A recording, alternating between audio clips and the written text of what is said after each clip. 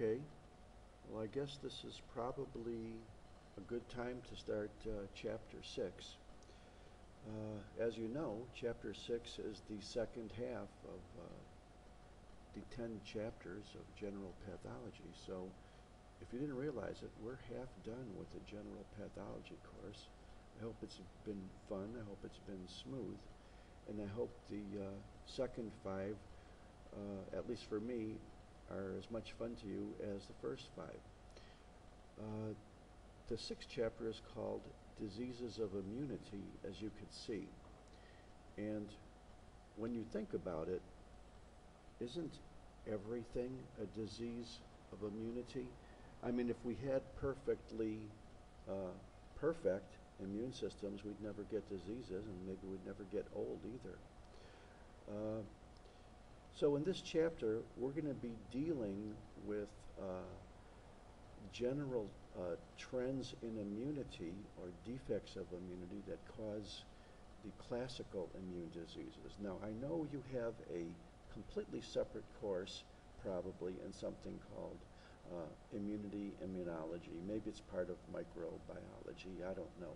This is not intended to be an immunology course. This is intended to show you a summary of the basic immune mechanisms and how failure of them can lead to diseases.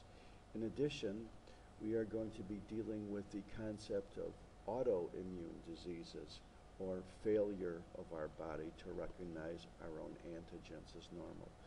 In addition, we're going to be dealing with the world's #1 immune disease called AIDS, as well as the genetic or hereditary diseases of immunity as well.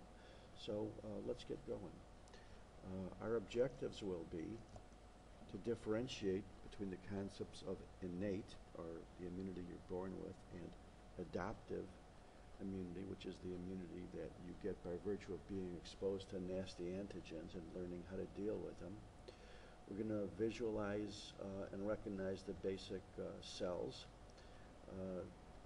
of immunity and their basic functions. Once again, the roles of the major cytokine players in immunity. We're going to talk about the classical 4 different types of hypersensitivity. And we're going to talk about the 4 major systemic autoimmune diseases, which are lupus, rheumatoid arthritis, Sjogren syndrome, and scleroderma, which is now more properly called systemic sclerosis, as well as mixed connective tissue disease and the major types of autoimmune arteritis, generally known as either poly or periarteritis nodosa. And remember, even though in some of these diseases the nomenclature is such that you would think it's limited to a certain area, like rheumatoid arthritis only involving the joints, it's not. These are all systemic, body-wide autoimmune diseases. We're going to talk about the primary or genetic or hereditary diseases, as well as the #1 acquired immunodeficiency, with that emphasis on acquired, standing for the big A, that's in AIDS. And we're going to also talk about amyloidosis, considered a disease resulting as a buildup of immune protein, and talk about the usual 4 main features of amyloidosis, just like there's 4 main features of all diseases: etiology, pathogenesis, morphology, and clinical expression. What is immunity?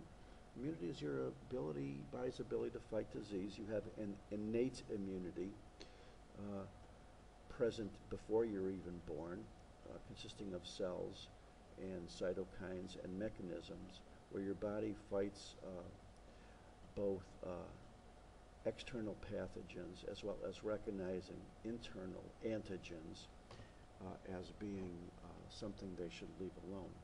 And then we're going to talk about adaptive immunity, which is developed by exposure to pathogens, external antigens, In innate immunity, we have obviously bearers. We have mucosal membranes. We have antibodies coating and bathing some of these epithelial or mucosal surfaces. We have lymphocytes, macrophages, plasma cells, natural killer cells.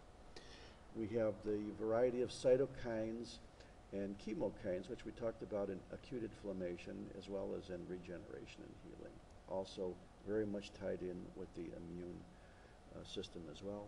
We have a variety of plasma proteins, complement, coagulation factors, and toll-like receptors, which is part of innate immunity as well. Let's take 1 minute at least to talk about the MHC. I think this is another topic you could probably talk about forever. It's probably the most confusing of all topics. I'll try to make it very, very simple. There's a place on your 6th chromosome, in other words, a locus, which codes for your cell surface compatibility. They have a variety of antigens on your surface of your cells. Sometimes they're called HLA antigens, and mice they're called H2. But here's the bottom line.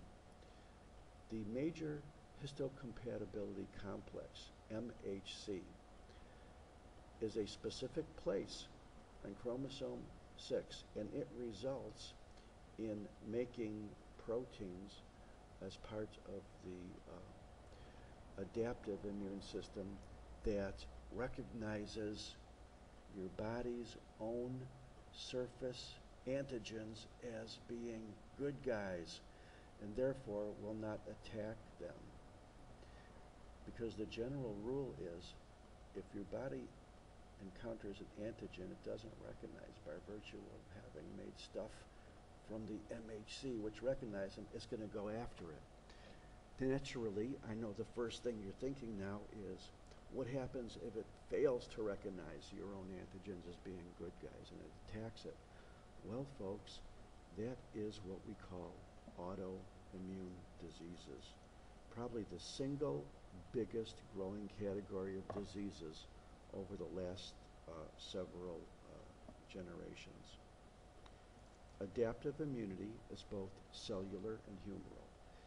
We have a variety of cells, which I rattled off before, mostly lymphocytes and macrophages, and their cells which differentiate from them, as well as a variety of immunoglobulins, humoral antibodies, various types, GAMDE, which act as an adaptive mechanism to protect the body from foreign antigens, generally known as pathogens.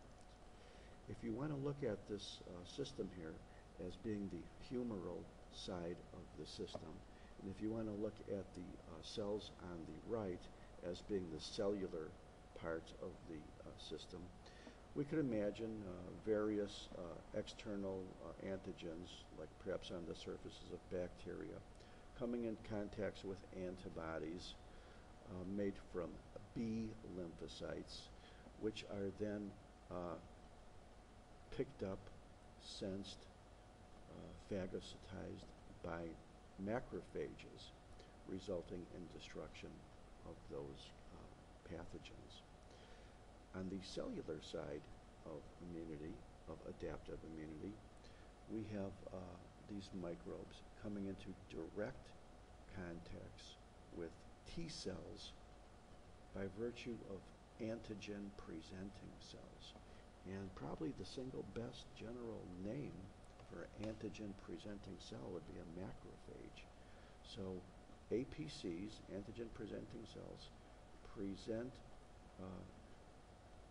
microbes, viruses, foreign pathogens directly to helper T cells, which then trigger off a series of cytokines, which we will talk about. The two most important and commonly mentioned are TNF-alpha and interleukin-2, which trigger off more actions of lymphocytes, also involved ultimately in the destruction of those compounds, some of which are direct lysis of the cell, and some of which are more triggering of macrophages to destroy the compounds. We're at the end of this thing, so let's stop for now.